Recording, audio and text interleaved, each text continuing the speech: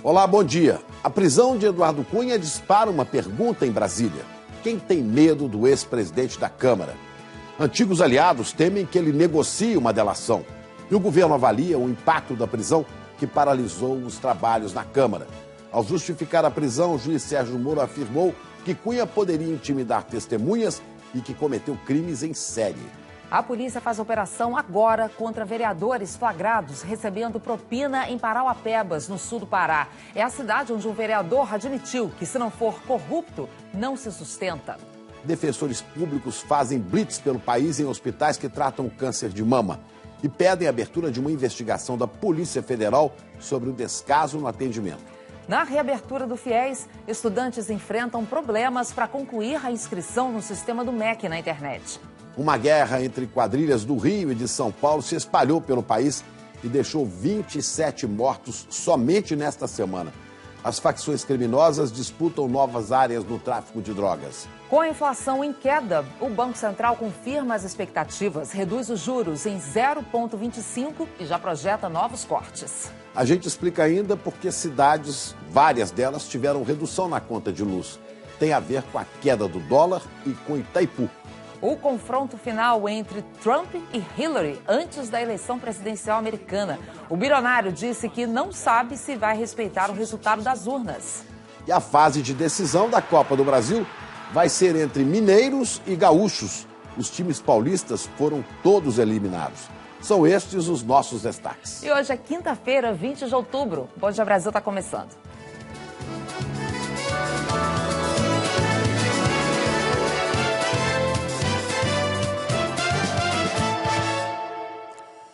Um dos homens mais poderosos do Brasil, até bem pouco tempo atrás, o ex-presidente da Câmara, Eduardo Cunha, passou a primeira noite na cadeia, em Curitiba. Sem mandato agora e sem foro privilegiado, ele foi preso na Lava Jato. A ordem partiu do juiz Sérgio Moro, que tinha recebido o processo há menos de uma semana, e afirmou que Cunha cometeu crimes em série. O ex-presidente da Câmara foi preso em Brasília e chegou a Curitiba no fim da tarde num avião da Polícia Federal. Ele foi levado diretamente para a superintendência da PF, onde um grupo de manifestantes comemorou a prisão do ex-deputado. Eduardo Cunha está sozinho em uma cela, numa ala separada dos outros 12 presos da Lava Jato que estão na Polícia Federal. Eduardo Cunha já era réu da Lava Jato no Supremo Tribunal Federal. Com a cassação do mandato, ele perdeu o foro privilegiado e o processo foi para o juiz Sérgio Moro. O juiz afirmou na decisão que há indícios de que Eduardo Cunha teria se envolvido na prática habitual e profissional de crimes contra a administração pública e de lavagem de dinheiro. Segundo os investigadores, Cunha fazia parte do núcleo político do esquema de corrupção na Petrobras. Esse núcleo indicava e mantinha diretores da estatal. Em troca, levava parte da propina dos contratos. Cunha é réu acusado de receber 5 milhões de dólares num contrato de navio-sonda da Petrobras e também de ter recebido mais 1,5 milhão de dólares na compra de um campo de petróleo pela Petrobras no Benim. Os investigadores identificaram 3 contas secretas vinculadas ao ex-deputado e uma à mulher dele, Cláudia Cruz, que também está entre os réus da Lava Jato. Os procuradores afirmam que o dinheiro da propina pagou viagens, compras no exterior e até o casamento da filha de Cunha. O juiz Sérgio Moro considerou que a movimentação de valores de Eduardo Cunha e da mulher Cláudia é inconsistente com os rendimentos lícitos e declarados do casal. Segundo o Ministério Público, mesmo afastado da Câmara, Cunha manteve influência nos seus correligionários, tendo participado de indicações políticas do governo Temer. No pedido de prisão, os procuradores dizem que Cunha atuou contra testemunhas na CPI da Petrobras e no Conselho de Ética da Câmara, onde acabou perdendo o mandato no processo mais longo da história. O juiz Sérgio Moro considerou que a perda do mandato não foi suficiente para impedir que Eduardo Cunha atrapalhe as investigações. O juiz afirma que, se Cunha continuasse solto, testemunhas poderiam não revelar a verdade e não colaborar com a justiça.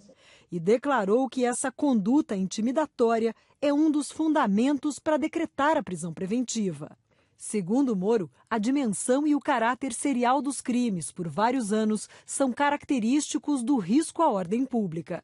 O Ministério Público destacou que, mesmo com contas já bloqueadas, o ex-deputado ainda tem um patrimônio oculto de 13 milhões de dólares e contas secretas nos Estados Unidos. Os procuradores também identificaram que Cunha e a família têm cidadania italiana.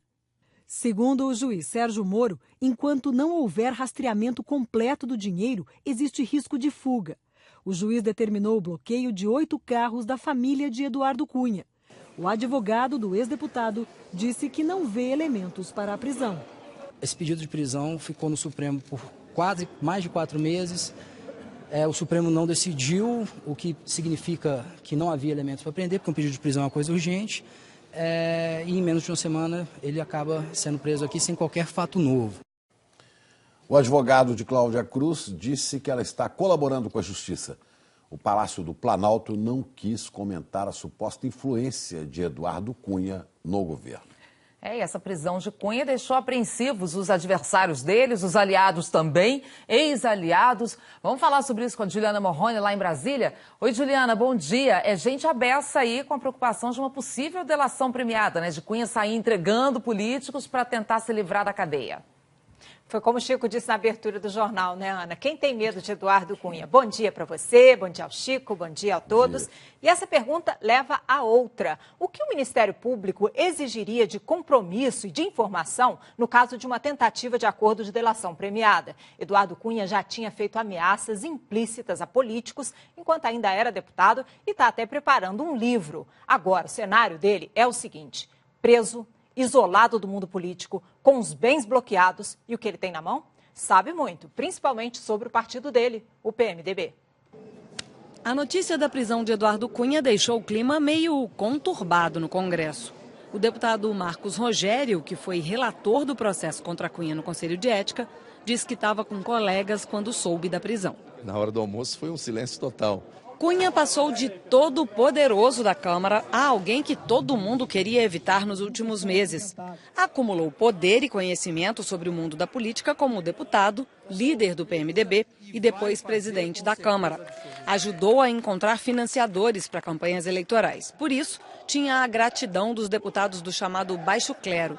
Usava o poder que tinha para ameaçar quem contrariava os interesses dele. Antes da cassação, foi afastado da presidência e do mandato pelo Supremo Tribunal Federal porque estava atuando para prejudicar as investigações contra ele na Operação Lava Jato. A maioria dos aliados virou as costas para Cunha em setembro, quando ele teve o mandato cassado. O ex-deputado recebeu apenas 10 votos favoráveis e 450 contra. Logo depois da cassação, Cunha disse que o governo Temer se aliou ao PT para derrubá-lo e que ia escrever um livro para contar tudo o que sabe. A interpretação de muitos políticos é de que ele poderia se vingar de adversários e também de ex-aliados, inclusive do PMDB, partido que conhece muito bem. Há a preocupação de que ele possa fechar um acordo de delação premiada com o Ministério Público para revelar fatos novos sobre a Operação Lava Jato, embora não haja nenhuma negociação aberta para isso. E se fizer, quem pode ser atingido no Congresso ou fora daqui? Quem tem medo de Eduardo Cunha? O deputado Silvio Costa lembra que Cunha circulava bem entre vários partidos, mas acha que o PMDB seria o alvo principal, o que poderia atingir inclusive o governo Temer. Eu soube que ontem os telefones, na hora da prisão do Palácio do Planalto, estavam todos ocupados, os ministros ligando para as farmácias atrás de calmante. O líder da rede diz que uma possível delação de Cunha poderá desestabilizar a base do governo na Câmara. Muitas pessoas que hoje estão aqui devem temer por aquilo que ele pode vir a contar. Por essa razão, sim, a vida na Câmara fica certamente mais confusa e mais conturbada. Um dos poucos aliados que ficaram o tempo todo ao lado de Cunha, inclusive no dia da cassação, o deputado Carlos Marum, do PMDB, diz que não tem medo de delação premiada, nem sabe se Cunha vai mesmo fazer e que, aliás, nem é tão próximo assim. Eu não conheço o deputado Eduardo Cunha tão bem, eu tenho uma relação com ele política, não conheço o seu modo de agir fora da política, o seu jeito de ser, não conheço. Nunca estive na sua casa lá no Rio de Janeiro. Se nem os aliados estão tão próximos, o que dizer de quem tinha uma relação difícil com Cunha? Como o presidente do Senado, colega de partido, o senador Renan Calheiros, que também é investigado na Operação Lava Jato.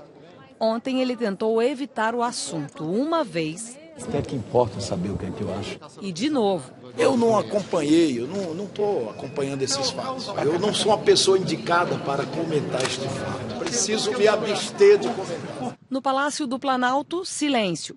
Os ministros da Casa Civil e da Secretaria de Governo também não quiseram comentar a prisão.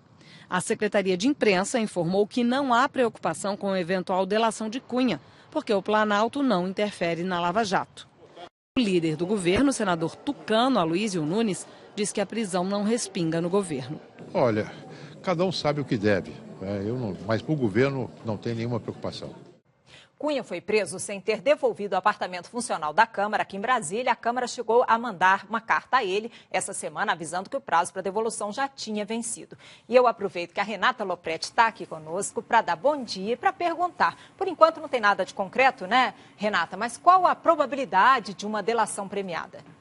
Bom dia, Juliana, a você e a todos. Olha, a lógica indica que uma probabilidade alta, agora ou mais à frente. Essa seria a única maneira do Eduardo Cunha negociar alguma proteção para a mulher e para a filha implicadas também no caso e reduzir uma pena de prisão que promete ser uma das maiores da Lava Jato, se a gente considerar a quantidade de processos de que ele é alvo e a materialidade robusta que já existe contra ele. Só que nem tudo é lógica e nem tudo depende de Eduardo Cunha. Os investigadores indicam que eles vão exigir muito para aceitar uma delação de Eduardo Cunha. Muito em quantidade e muito em qualidade das informações reveladas. Isso porque, a essa altura, muita coisa eles já sabem. E também porque precisaria ter um ganho de revelações muito visível para justificar para a opinião pública o alívio da pena de alguém que virou o símbolo do esquema de corrupção na Petrobras. Nas próximas semanas a gente vai vendo que vai dar esse jogo de forças. Agora, é importante frisar que o Eduardo Cunha pode causar dano mesmo se não fizer delação premiada, na forma dos depoimentos que ele vai ter que prestar e de vazamentos que ele vai providenciar por meio de intermediários contra as pessoas que ele quer atingir. Chico, Ana. Agora, Renata, já dá para a gente dizer para quem essa prisão de Eduardo Cunha pode realmente representar um problema? Ana, para quase tudo que se move em Brasília, porque tem um pouco aquele efeito eu sou você amanhã. Os políticos estão vendo o que aconteceu com Eduardo Cunha. Mais de 10 meses para ele ser cassado lá em Brasília. E menos de 40 dias sem foro privilegiado para o Sérgio Moro mandar prendê-lo e levá-lo para Curitiba. Ele é um problema, essa prisão é um problema até para os adversários. Por exemplo, se você pega o PT, fica um pouco comprometido, o PT pode insistir, mas fica comprometido um discurso de perseguição ao partido e de que o partido seria o único alvo da Lava Jato. Agora, é sem dúvida um problema muito maior para os aliados. Eduardo Cunha foi, nos últimos anos, uma figura central no esquema de arrecadação do PMDB. Alerta máximo no governo Temer, porque ele foi muito próximo do próprio presidente e de pessoas que estão hoje instaladas no Palácio do Planalto. Vamos lembrar que, ainda solto, ele já estava mirando ministros do governo, como, por exemplo, o secretário encarregado das privatizações, Moreira Franco. A gente não sabe, vai ter que esperar para ver o que é só ameaça, só a intimidação que ele vinha praticando antes de ser preso e o que ele tem como provar. Agora, mesmo antes de qualquer degola, de qualquer queda colateral por causa da queda do Eduardo Cunha, existe um risco que para o governo Temer é sério, que é o risco de paralisia. O governo está trabalhando com uma janela de oportunidade relativamente estreita para aprovar a sua agenda no Congresso e mostrar aos agentes econômicos que ele tem sustentabilidade. Tinha começado a fazer isso com a aprovação daquela emenda que limita, põe um teto para o crescimento dos gastos públicos. Aprovou em primeiro turno, mas ainda tem aprovações para fazer. E a gente viu que ontem a Câmara ficou parada num estado de perplexidade. Vamos conferir nos próximos dias. Chico, Ana. Tá bom, obrigado, Renata. É só lembrando que o ex-deputado Eduardo Cunha pode mirar em muita gente que já está no olho da justiça, tanto no governo quanto na Câmara, no Senado, só que eles têm foro privilegiado. A gente segue nesse assunto, Eduardo Cunha, vamos para Curitiba. Karine Garcia nos conta como é que foi essa primeira noite. Cunha passou a noite isolado na carceragem da Polícia Federal. Bom dia. Olá, bom dia, Chico. Isso mesmo, Eduardo Cunha passou a primeira noite aqui na carceragem da Polícia Federal em Curitiba sozinho, em uma das 6 celas de 12 metros quadrados. Além dele, também estão presos aqui o doleiro Alberto Youssef, o ex-presidente da Odebrecht, Marcelo Odebrecht, e o ex-ministro Antônio Palocci. A previsão é que daqui a pouco Eduardo Cunha seja levado ao Instituto Médico Legal para fazer o exame de corpo de delito, que é um procedimento padrão. Depois disso, ele deve retornar aqui para a prisão. Ainda não se sabe quando Eduardo Cunha será ouvido pelos investigadores, isso porque a prisão dele é preventiva, ou seja, por tempo indeterminado. Chico e Ana Paula. Ok, Karine, obrigada pelas informações ao vivo aí de Curitiba. E essa prisão de Eduardo Cunha repercutiu também nos jornais e nos sites de notícia internacionais. Vamos ver alguns deles? Olha, o New York Times diz que a prisão de Cunha rebate as críticas de que os promotores e o juiz Sérgio Moro discriminam os políticos do Partido dos Trabalhadores. A rede BBC lembra que Cunha já ameaçou revelar segredos e destruir a reputação daqueles que ele considera traidores.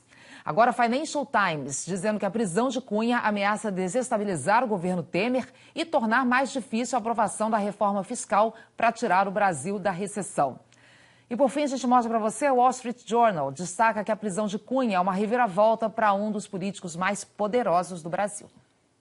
A gente volta a falar das consequências políticas dessa prisão ainda no Bom Dia Brasil. O Bom Dia acompanhou a blitz da Defensoria Pública para saber como é que está o atendimento no tratamento de câncer de mama pelo Brasil. E descobriu desde equipamentos quebrados até falta de remédios, situação grave. Juliana Morrone, os defensores querem investigação da Polícia Federal. São filas de espera para fazer exames, né? É um descaso e um crime para essas pacientes, né, Chico? Que elas sofrem sem atendimento. Aqui em Brasília tem mais de 8.000 mulheres na fila e no Maranhão, por exemplo, a espera chega a 6 meses. O resultado é terrível. Muitos pacientes morrem antes de receber o tratamento. Esse é o resumo dessa história. Hoje, no Distrito Federal, não se trata câncer de mama, não se faz tratamento definitivo, infelizmente. Faz tratamento paliativo, portanto, os pacientes estão morrendo sem ter acesso ao tratamento. O Bom Dia Brasil mostrou há uma semana a falta de mamógrafos, as mais de 8.000 mulheres esperando o exame. Ontem, a Defensoria Pública da União confirmou que o problema vai muito além. É um caos. Não são 4 funcionando, como informou a Secretaria de Saúde. Só tem um mamógrafo, outros 10 estão parados. O PET scan, outro que ajuda a descobrir detalhes do câncer que a gente já mostrou aqui, continua na caixa no maior hospital de Brasília. Já perdeu a garantia porque foi comprado há 3 anos. É difícil fazer o diagnóstico. E aí, se a mulher consegue sair dessa fila, pega outra fila, a do tratamento. Para cirurgia tem espera, para quimioterapia também. E se tem indicação para radioterapia, é pior ainda. Aqui em Brasília só tem 3 equipamentos. Um vive estragando, só 2 funcionam. Precisaria de pelo menos 6. Estamos com filas que chegam a mais de 1.000 pessoas que não estão realizando a tempo. E quando chegam a vez, aí já não há mais o que fazer. Ameaça que tem também lá no Maranhão. Defensores foram ao Hospital do Câncer Aldenora Belo, em São Luís. Radioterapia é para poucos. Hoje nós temos mais ou menos 600 pacientes na fila de espera para o tratamento, que demanda hoje uma espera em torno de 6 meses. No Hospital Federal de Bom Sucesso, no Rio de Janeiro, faltam remédios, em especial para quimioterapia. Geralmente a gente consegue com a enfermagem que traz de doação de outro hospital. E muito mais. O que mais chocou foi o descaso com a vida, com a saúde do paciente. Eu vi pacientes que aguardam, às vezes, de 3 a 6 meses para obter uma biópsia, diagnosticar o seu câncer, e a situação é muito caótica. Falta material humano, falta ressonância magnética, e a emergência do hospital, que ela é limitada a 30 pacientes por ordem judicial, nós encontramos 52 pacientes aguardando atendimento. A Defensoria Pública disse que vai pedir à Polícia Federal a abertura de inquérito. Há uma exposição de perigo à vida daqueles pacientes e, para além disso, nós vamos ajuizar uma ação civil pública se isso não for regularizado no prazo de 30 dias. Mas o tratamento para o câncer é para ontem. E é um desespero para quem precisa. A Nádia já teve um câncer, a doença voltou. Ela foi ao INCA de Vila Isabel, referência para o tratamento, e saiu assim. Acabei de passar pelo setor e me informaram que o tomógrafo está quebrado e não tem previsão para conserto. Me sinto completamente decepcionada, frustrada, até mesmo assim, desesperada. Porque se eu não tivesse nenhum tipo de condição, como que seria? Provavelmente o câncer ia tomar meu corpo todo e eu morrer. Simples assim. O Ministério da Saúde diz que o tratamento é de responsabilidade das secretarias estaduais e que nos últimos 5 anos aumentou em R$1,5 bilhão os recursos para tratamentos contra o câncer. Já o Hospital Federal de Bom Sucesso diz que nesse momento apenas um medicamento está em falta e está regularizando a situação. E o INCA disse que está tomando todas as providências para que a situação do equipamento seja regularizada e que está contribuindo com as informações solicitadas pela Defensoria Pública da União. Explicação sempre tem, né, Ana, Chico? Mas o problema é que essa doença é voraz, não é? Exatamente, Juliana. E já mesmo quando a pessoa tem todos os recursos à disposição, já é um tratamento difícil que muitas vezes não dá certo. Imagina o desespero de quem sabe que precisa daquele tratamento básico e não tem acesso nem a isso, né? Tomara que venha logo essa investigação e que tenha realmente alguma melhora e punição, porque é um crime isso. Mas de certa maneira a Polícia Federal já está investigando, né? De certa maneira, quando investiga a corrupção. Porque o dinheiro que falta na saúde, que deixa essas vidas em risco, é aquele que sobra em bolsos de corruptos e em paraísos fiscais. Então é bom.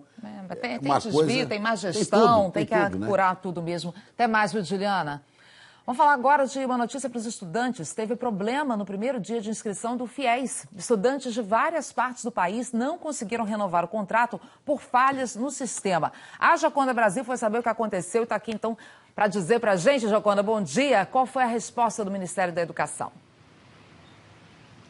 Bom dia, Ana. Bom dia a todos. O Fundo Nacional de Desenvolvimento da Educação, responsável pelo FIES, reconheceu os problemas, mas disse que eles estão acontecendo por causa do alto número de acessos ao mesmo tempo à plataforma do FIES. E para justificar essa explicação, deu um dado. Disse que até às 6h40 da tarde de ontem foram registrados 10 mil acessos simultâneos à plataforma, número esperado para as primeiras 24 horas. E que, embora sobrecarregado, o sistema não caiu nenhuma vez. O fundo afirma que o tráfego deve melhorar nos próximos dias, lembrando que os estudantes têm até o dia 31 de outubro para fazer o aditamento, que só será efetivado quando ele levar na secretaria da faculdade o comprovante de que concluiu o processo no site do FIES. E, portanto, é importante que o sistema funcione do início ao fim para que ele consiga imprimir esse comprovante.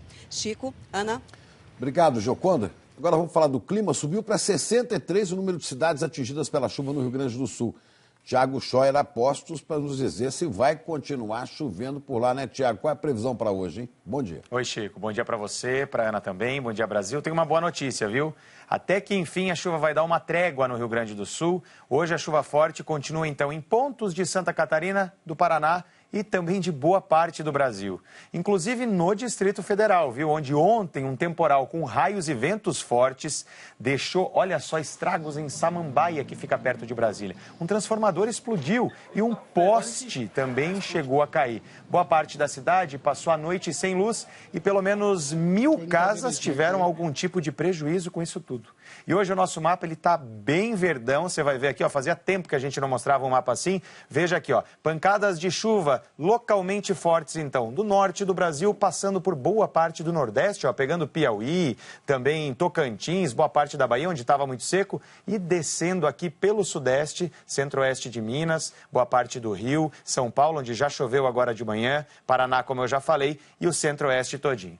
Tempo firme, aquele para colocar a roupa no varal, além aqui ó, do Rio Grande do Sul, Centro-Oeste de Santa Catarina e Sul do Paraná. Tem também aqui ó, do Espírito Santo, subindo por esta faixa aqui que passa pela Bahia e vai até ali o litoral do Ceará. E claro que o calorão ele continua batendo cartão pelo Brasil, viu? Em Natal você vai ver, ó, 32 graus, 34 lá em Belém hoje, agora 38 em Palmas, 30 em Salvador, 38 também em Cuiabá, no Rio 37, em São Paulo 33 e se liga que lá no sul as temperaturas estão mais amenas, viu? 28 em Floripa e também 25 graus previstos para Porto Alegre, Ana e Chico.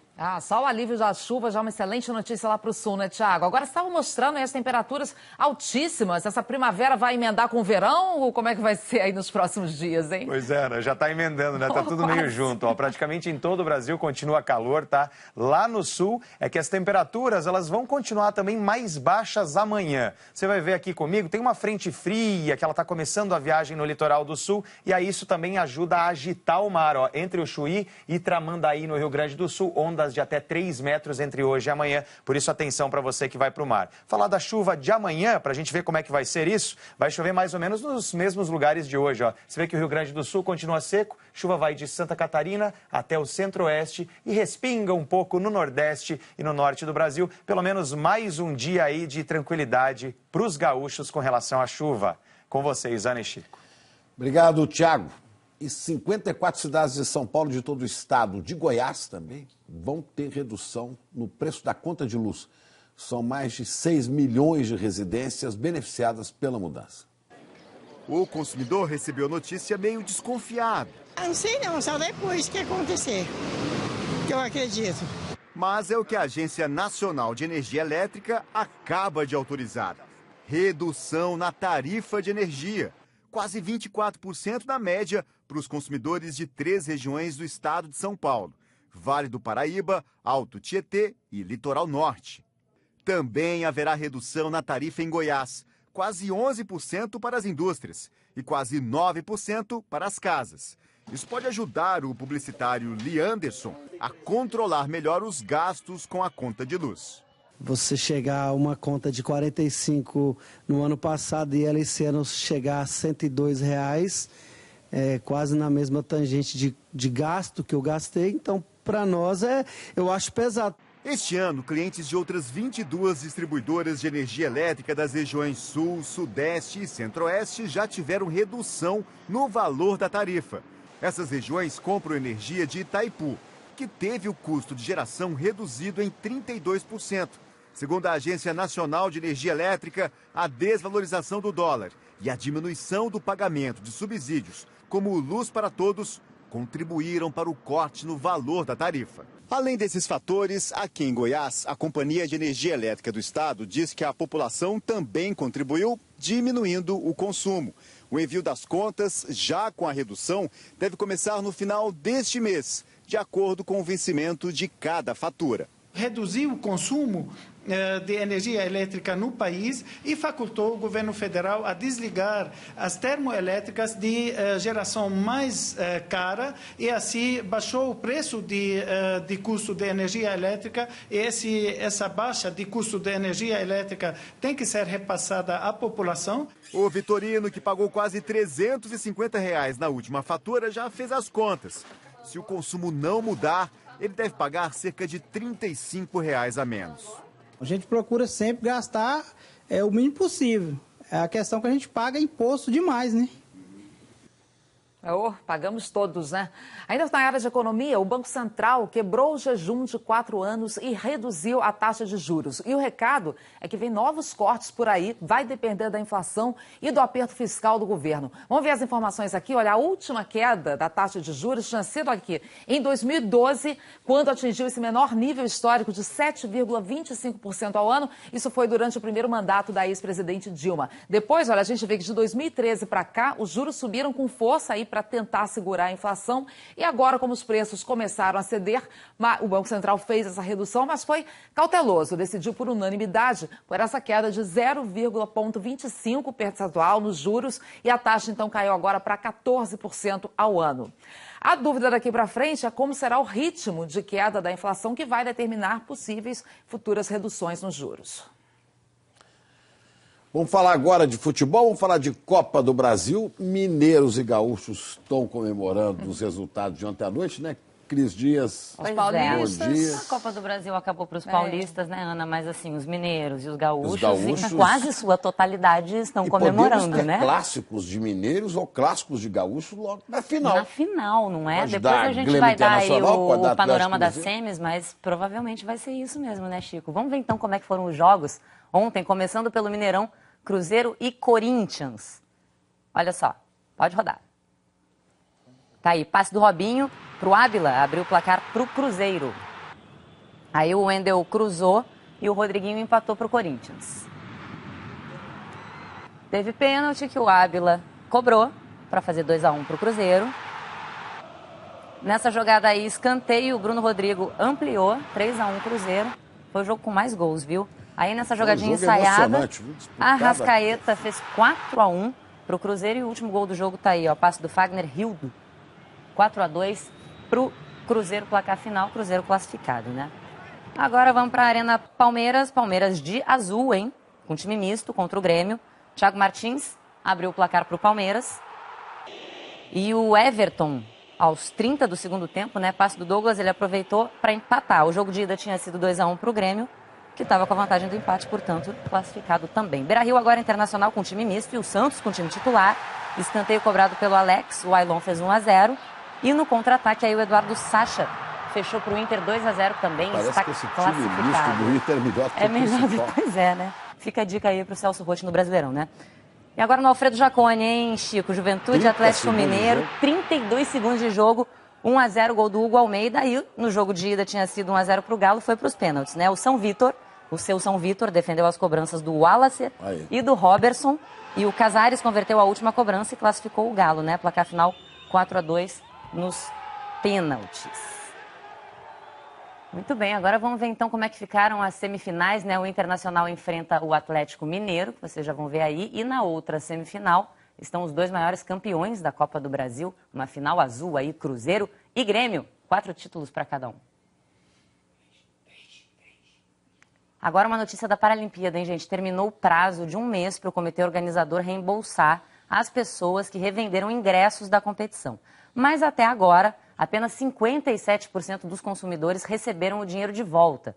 Mais de 140 mil pessoas ainda aguardam esse reembolso. A Rio 2016 alega que houve um problema no depósito automático e promete entrar em contato com os consumidores. Não pode o pessoal ficar com o prejuízo, né? Não pode, né? Tem que ficar de olho. Ainda mais depois de uma competição tão bacana que foi, né? Você volta daqui a pouco, Cris? Daqui a pouquinho eu tô de volta com vocês. Tá joia. Até já. A seguir, uma guerra entre facções criminosas provoca uma onda de assassinatos nos presídios. Em São Paulo, um policial é preso acusado de desviar armas e drogas para traficantes. A quadrilha que sacava dinheiro do Fundo de Garantia dos Trabalhadores Empregados. E a última de Donald Trump, o candidato republicano ameaça não aceitar o resultado da eleição americana. A gente fala disso já já. 8h02 agora pelo horário de Brasília.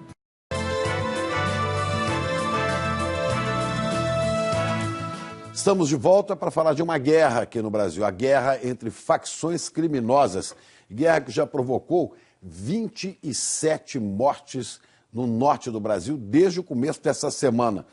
Olha só onde os conflitos aconteceram aqui no telão. A maior parte dos assassinatos aconteceu em rebeliões em presídios de Roraima, Boa Vista com 10 mortes, né, e Rondônia, Porto Velho com 8 mortes. 9 suspeitos de ligação com o tráfico foram executados numa onda de violência na cidade. O Exército está na capital do Acre, Rio Branco. E olha, secretários de segurança dos estados e especialistas afirmam que esses confrontos estão sendo provocados por uma disputa nacional entre as duas maiores facções que comandam a venda de drogas no Rio e em São Paulo. Vamos ver na reportagem do André Trigueiro. A guerra entre facções criminosas espalhou pânico e terror no norte do Brasil. Em Rio Branco, 4 presos ficaram feridos numa emboscada. Os detentos chegavam para dormir nesse complexo penitenciário quando o ataque aconteceu.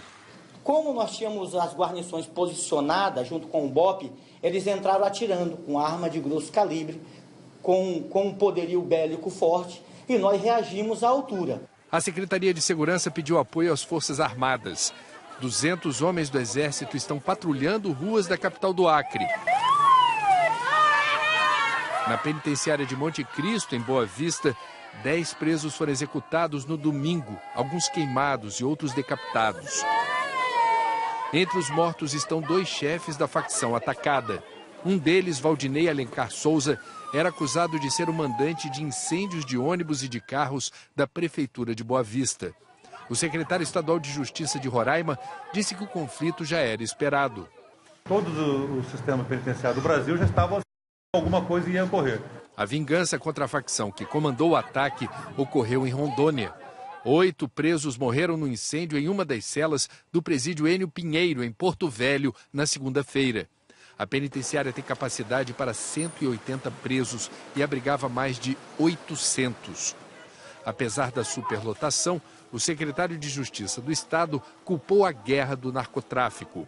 Houve uma quebra de um acordo de paz que existiam entre as facções. Após o confronto, 250 detentos foram transferidos.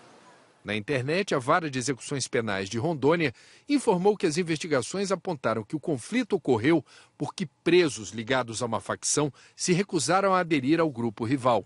Informações recebidas por setores de inteligência em alguns estados apontam que tudo isso começou após um assassinato em junho, no Paraguai. O traficante Jorge Rafat foi executado em uma rua de Pedro Juan Cabaleiro, na fronteira com o Brasil. Os assassinos usaram armas de artilharia antiaérea para perfurar o carro blindado do traficante. Após essa execução, o grupo que comanda a venda de drogas em São Paulo tentou aumentar o domínio sobre o tráfico, o que gerou um conflito direto com a facção rival do Rio de Janeiro.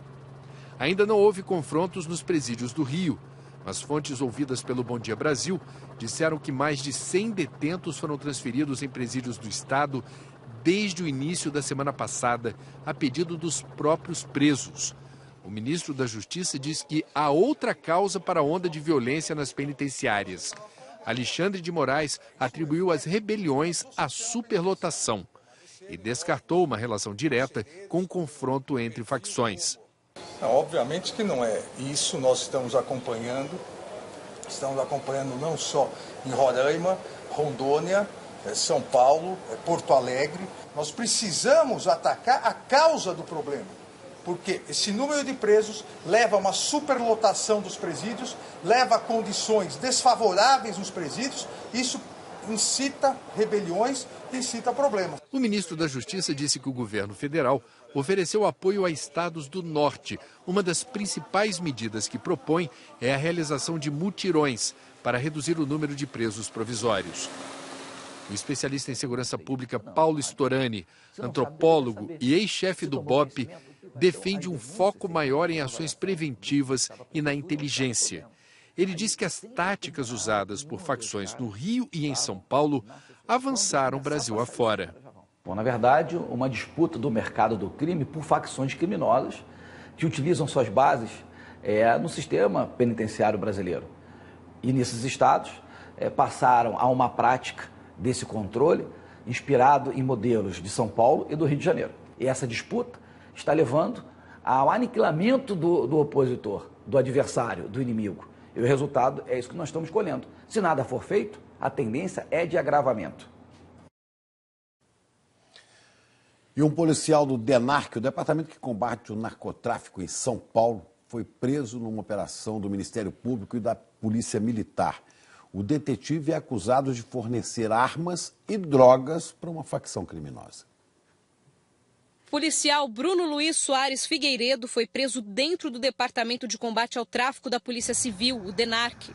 Os promotores confirmaram que ele e a mulher Vanilda Cândido Machado chefiavam uma organização criminosa que colaborava com a facção que atua dentro e fora dos presídios do estado. Contar com uma outra organização pode permitir ter acesso a informações sobre operações que vão ser realizadas ou não, ou pode permitir separação, eventualmente, de drogas ou de operações ou de policiais ou identificação de alvos. No esquema descoberto pelo GAECO, Grupo de Atuação Especial e Combate ao Crime Organizado de Campinas, a droga desviada para a facção nem chegava à delegacia porque não tinha boletim de ocorrência.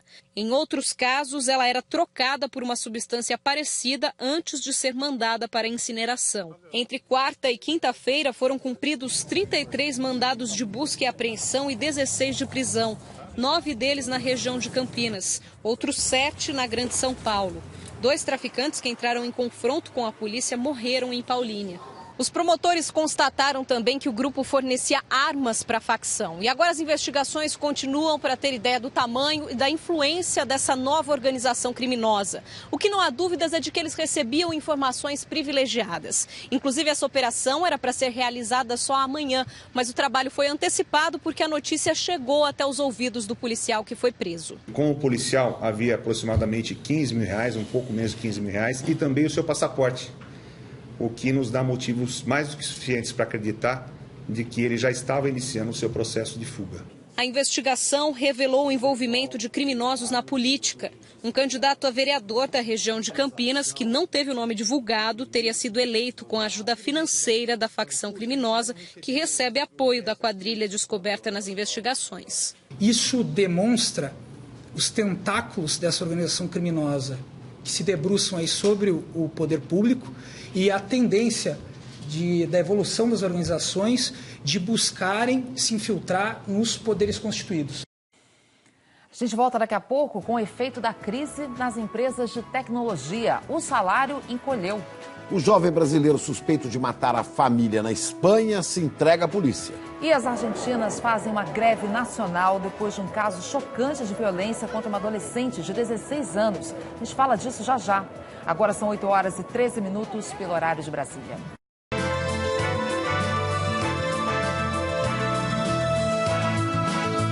Estamos de volta. O Ministério Público no Pará faz uma operação neste momento contra a corrupção na Câmara Municipal de Paraopebas, no sudeste do estado. Isso depois de imagens escandalosas mostrando vereadores recebendo dinheiro de propina. Vamos ter os detalhes ao vivo lá do Pará com o Fabiano Vilela. Bom dia, Fabiano. Como é que está essa operação aí? Oi, Ana. Bom dia a todos. Foi preso agora há pouco em Paraopebas o empresário Hamilton Ribeiro. O Hamilton é dono de uma construtora que presta serviços à Prefeitura de Paraopebas. Segundo o Ministério Público, ele é suspeito de comandar um esquema de pagamento de propina na Câmara Municipal de Paraopebas para garantir o apoio de parlamentares na manutenção de contratos com o Poder Executivo. Também existe um mandado de prisão temporária contra o sobrinho dele, Pedro Ribeiro, que seria o responsável por fazer os pagamentos ilegais a parlamentares. O vereador Charles Borges, do PROS, será levado para o Ministério Público para prestar esclarecimentos e a Justiça determinou o afastamento do vereador Maridé Gomes, do PSC, outro suspeito de receber propina. Nós tentamos contato com os advogados dos suspeitos, mas não conseguimos falar com eles. Essa operação foi desencadeada depois que promotores tiveram acesso a gravações em que vereadores aparecem recebendo dinheiro. Vamos ver na reportagem. Os vídeos foram gravados no fim do mês passado no estacionamento da Câmara Municipal de Paraopebas. Um homem, identificado como Pedro Ribeiro, entrega dinheiro ao vereador Maridé Gomes, do PSC. Aqui tem 5, 6, 8, 10. Tem 10 mil. Dá pra ir quebrando um galho aí até ajeitar a vida aí. Em outra gravação, Pedro se encontra com o vereador Bruno Soares, do PSD. Bicho, é o seguinte, eu tenho 10 mil pra tu de mula te dar. Você quer? Quero. Então a ajuda de custo nós estamos dando. Tem 10 conto aí. Com certeza, você tá bem-vindo. Neste vídeo, um homem não identificado, que teve acesso às gravações, conversa com o vereador Ivanaldo Braz, do PSDB, presidente da Câmara Municipal de Paraopebas. O homem exige dinheiro para não divulgar as imagens dos vereadores recebendo R$10 mil. Ivanaldo Braz tenta negociar. Se for até uns 150, não, 150 mil. Não tem onde tirar. Você sabe das coisas que acontecem. Não faça isso. Não faça. Isso não compensa. Segundo o Ministério Público, Pedro Ribeiro entregou dinheiro aos vereadores em nome do tio dele, o empresário Hamilton Ribeiro, que é dono de uma construtora e de uma imobiliária. De acordo com as investigações, entre 2013 e 2015, Hamilton recebeu da Prefeitura de Paraopebas R$126 milhões em contratos de pavimentação de estradas, aluguel de veículos e até na desapropriação de terrenos. Os promotores acreditam que Hamilton pagou propina aos vereadores em troca de apoio da Câmara Municipal em futuros contratos. O empresário Hamilton Ribeiro, nas palavras do seu sobrinho, Pedro Ribeiro, tinha a intenção de cooptar todos os vereadores por meio do pagamento de uma mesada, de um mensalão, no valor de R$10 mil. É possível afirmar que dinheiro público possa ter sido utilizado para pagar os vereadores. As investigações começaram no ano passado, depois de uma declaração polêmica do então vereador Odilon Rocha, que era do Solidariedade. O valor que o vereador ganha aqui, se ele não for corrupto, ele não tenha nenhuma dúvida que ele mal se sustenta durante o ano, durante o mês. Odilon foi preso por suspeita de receber propina para fraudar licitações. Ele renunciou ao mandato e responde ao processo em liberdade. 5 vereadores acusados de corrupção foram afastados pela Justiça. O salário de um vereador em Parauapebas, somando os benefícios, chega a R$ 13.800. É preciso que toda a sociedade ajude a fiscalizar e denuncie, né? E a Polícia Federal prendeu uma quadrilha acusada de fraudar o FGTS. Os bandidos fraudavam documentos e sacavam o dinheiro dos trabalhadores que, por enquanto, ficaram no prejuízo. Com os criminosos foram apreendidos documentos falsos, carteiras de trabalho, carimbos de empresas, cartões e computadores. 4 pessoas foram presas. Os irmãos Danilo Gonçalves Rosa, de 25 anos, que segundo a PF chefiava a quadrilha, e Diego Gonçalves Rosa, de 27 anos. Além de 2 mulheres, de 57 e 62 anos, que não tiveram a identidade revelada. Pelo menos R$ 800 mil foram sacados de 100 contas do Fundo de Garantia. Mas a quadrilha deu entrada no pedido de 372 retiradas.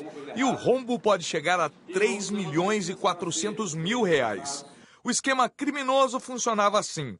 A quadrilha falsificava documentos de empresas e conseguia uma assinatura digital. Com os dados em mãos, os golpistas entravam no site da Caixa Econômica Federal e informavam a demissão de funcionários verdadeiros de empresas renomadas para fazer o saque do FGTS. Depois, eles recrutavam pessoas com documentos falsos para sacar o dinheiro nas agências bancárias. De acordo com as investigações, 13 empresas em Pernambuco foram vítimas do golpe. Além de Pernambuco, a quadrilha também teria atuado no Maranhão, Sergipe e no interior de São Paulo. Essas pessoas já respondem, inclusive, processos e inquéritos também policiais em outros estados por questões semelhantes de estelionato. E a partir daí estão sendo ouvidas e estão sendo tratadas como indiciados e depois vai se encaminhar tudo para a Justiça. A investigação da Polícia Federal continua e a Caixa Econômica Federal está fazendo uma auditoria para saber o tamanho da fraude. No fim do processo, o dinheiro do FGTS sacado indevidamente será devolvido à conta dos trabalhadores. A seguir, a gente fala do caso da família brasileira assassinada na Espanha.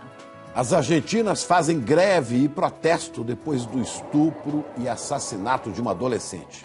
E a sonda europeia que se perdeu em Marte. A gente fala de tudo isso já depois do intervalo. Agora são 8h22 pelo horário de Brasília.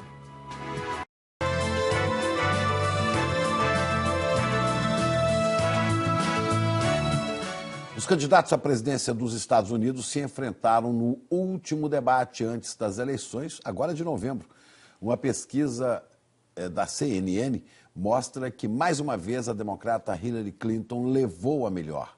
Donald Trump ameaçou não aceitar o resultado da votação.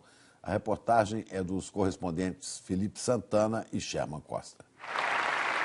Há menos de 3 semanas da eleição, Donald Trump disse que ainda não sabe se vai respeitar o resultado que sair das urnas. Argumentou que a mídia é corrupta, que existem muitas fraudes eleitorais e que o sistema está sendo manipulado. Hillary é culpada de um crime muito sério e não poderia nem estar concorrendo à presidência. Para mim, isso é suficiente para afirmar que há manipulação.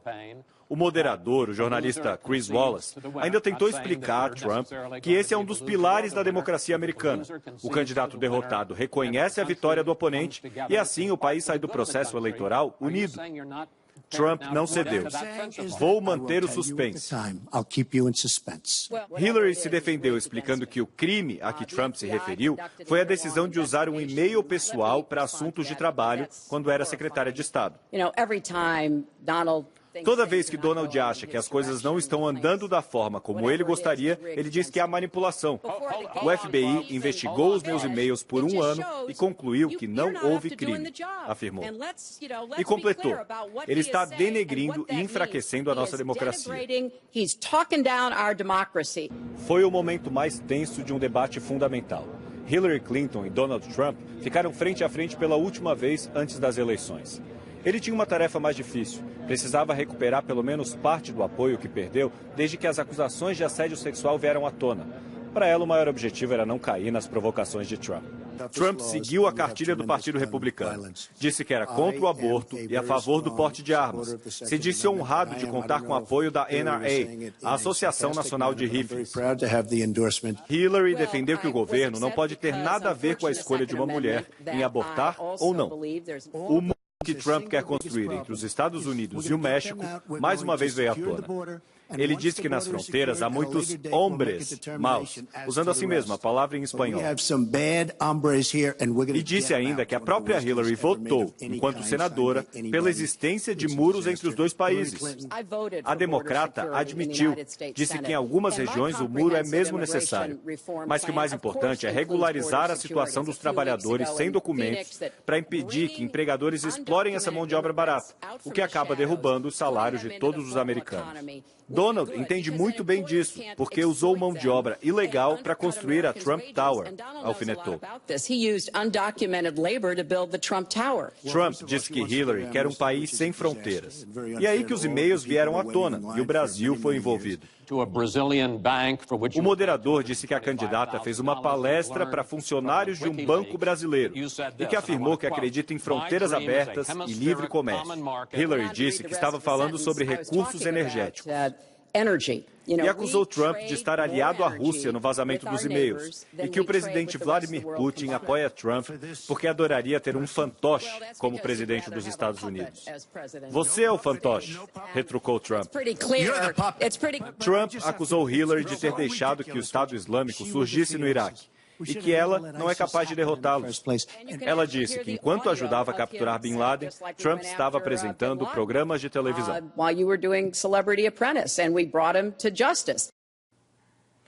Vamos falar agora de um outro caso. A polícia da Espanha prendeu o brasileiro suspeito de matar e esquartejar 4 parentes, incluindo 2 crianças pequenas. A gente já trouxe essa história aqui no Bom Dia Brasil. Vamos ter os detalhes ao vivo com a Cecília Malan, de Londres. Oi, Cecília. Esse suspeito, inclusive, estava no Brasil, mas decidiu voltar para a Espanha para se entregar. Isso, Ana, porque ele preferiu ser julgado pela justiça espanhola. Bom dia. François Patrick Gouveia estava na casa dos pais em João Pessoa. A Guarda Civil da Espanha diz que tem provas de que ele matou os tios e 2 primos pequenos e depois fugiu para o Brasil. Ontem, ele chegou a Madrid, como você vê na reportagem do correspondente Rodrigo Alvarez. Assim que saiu do avião no aeroporto de Madrid, o brasileiro François Patrick Gouveia foi algemado e levado pela Guarda Civil da Espanha a Guadalajara, onde foi prestar depoimento. Pelo que um tio de Patrick disse ao jornal El País, ele se entregou porque prefere enfrentar o rigor da justiça espanhola do que o horror de uma prisão brasileira. No Brasil, o advogado disse que ele não confessou os crimes. Ele não confessa, mas ele entende que terá melhor condição de se defender na Espanha do que aqui no Brasil. Já faz quase um mês que um juiz espanhol expediu uma ordem de prisão contra o brasileiro, acusado pelos assassinatos de Marcos Nogueira, seu tio, Janaína Américo e os 2 filhos pequenos do casal, Maria Carolina e Davi. De acordo com fontes da Guarda Civil da Espanha, o que levou os investigadores a considerarem Patrick o único suspeito pelos crimes foi uma gota de suor encontrada no chão da casa onde a família brasileira foi assassinada.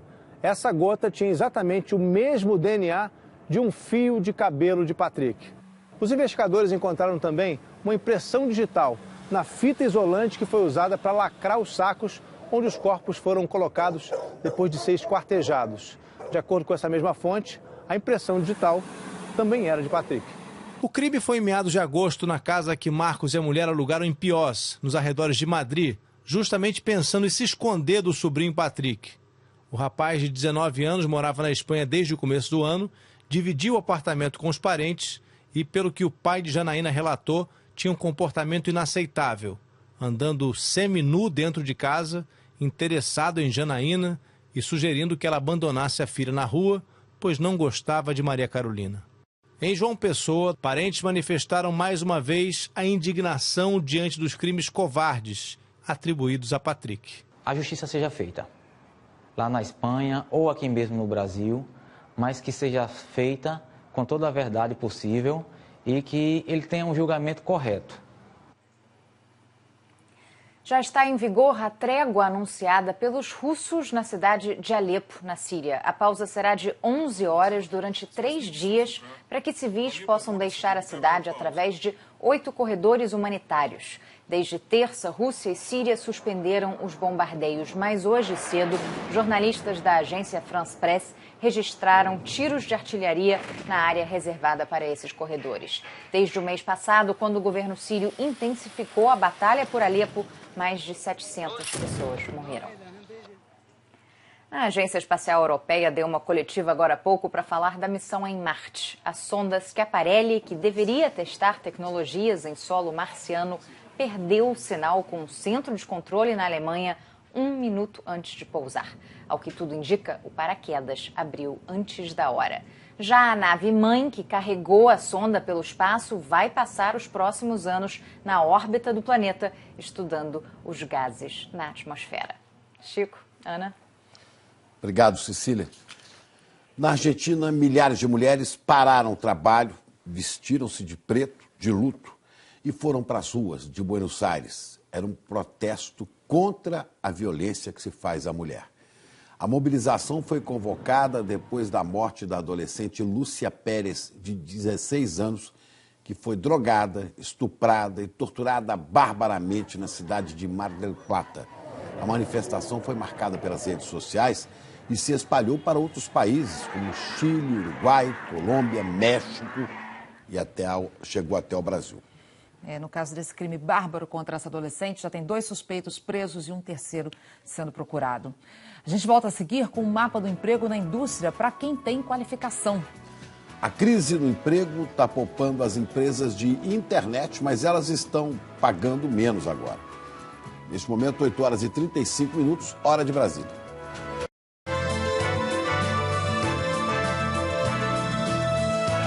Estamos de volta para falar de crise. A criação de vagas nas empresas de internet parou de crescer.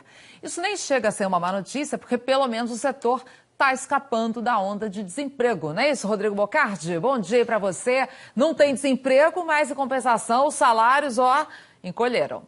Ana, é o seguinte, o setor até comemora, viu? Porque pelo menos não teve demissão e algumas empresas ainda até conseguiram contratar. É o que aponta a Associação Brasileira de Internet, que avaliou aí o desempenho do segmento de 2000 a 2016. Vamos ver. A cadeira está vazia. Não é porque mandaram embora quem sentava nela, não. Na verdade, ela ainda está vazia, porque estão procurando alguém para trabalhar aí. No meio da crise, com desemprego aumentando, essa empresa de internet corporativa está contratando. A gente sente que a área de TI, de internet, ela está meio que descolada do restante da economia. Enquanto a economia está indo um pouquinho para trás, a área ela continua crescendo, não no mesmo ritmo. Tanto é que a gente está mantendo um nível de contratação de funcionários. Não é que eles não tenham sentido a crise. Essa empresa de internet e várias outras do setor perceberam que o crescimento que vinha acelerado freou. Mas aqui, eles não andaram para trás. E a sala está cheia sim, porque não teve demissões. A Associação Brasileira de Internet cruzou dados da Receita Federal e do CAGED, o Cadastro de Empregados e Desempregados do Ministério do Trabalho e Emprego, para saber como anda o desempenho do setor nos últimos anos.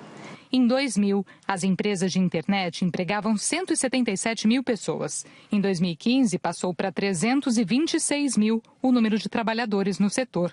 Crescimento de 84%. Mas do ano passado para cá, o número de postos de trabalho praticamente estagnou. A faixa etária com maior número de trabalhadores era de 18 a 24 anos no ano 2000.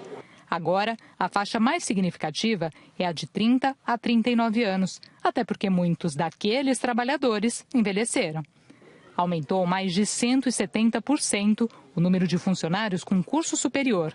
Só que tem mais trabalhadores ganhando menos.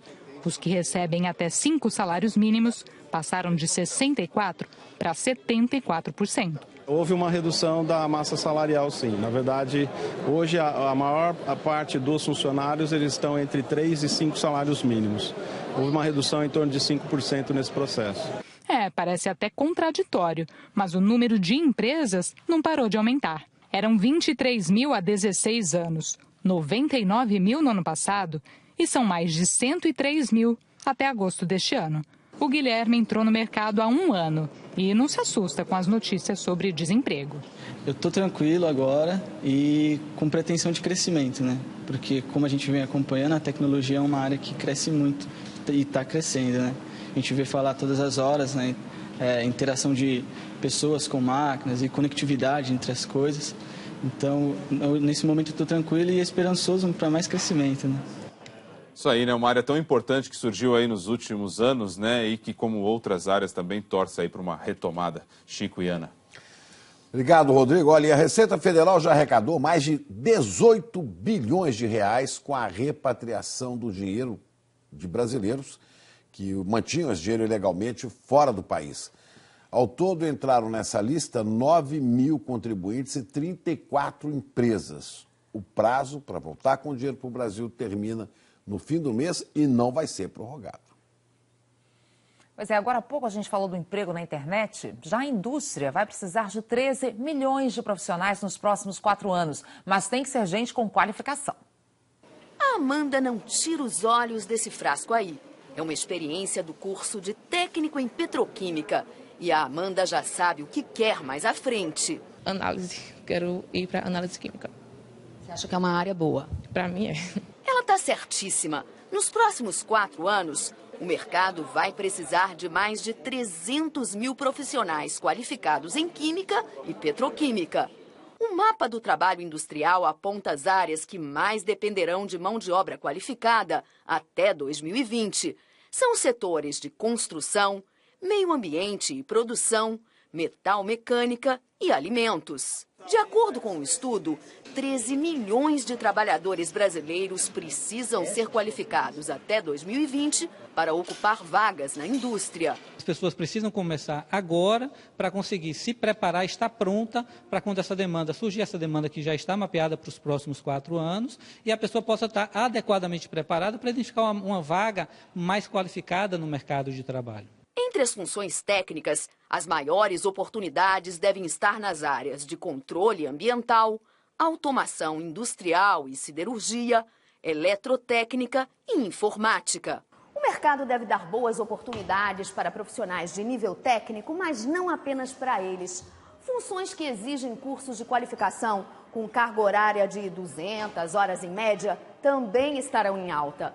Uma delas é esta aqui que a Araceli está aprendendo, de ajustador mecânico. É um mercado muito amplo, que abrange todas as áreas e não falta emprego. Para quem já está se qualificando, saber do que o mercado vai precisar é bom demais. É um sentimento de esperança e de conseguir um emprego rápido. A seguir tem o segundo tempo do esporte com a Cris Dias. O torcedor do Botafogo tá todo pimpão com a 5ª vitória seguida. Agora 8 horas e 44 minutos pelo horário de Brasília. A gente volta já.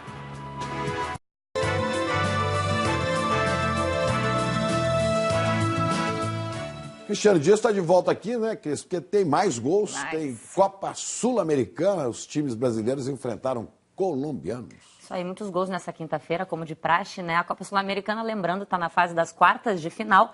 Esses jogos que a gente vai ver são os jogos de ida. Vamos então para o Metropolitano Barranquilla? Júnior Barranquilla e Chapecoense. A gente está vendo aí aos 37 o Escalante recebeu na área e chutou de canhota. Lembrando que a Chapecoense precisa vencer o jogo de volta para seguir na competição, né?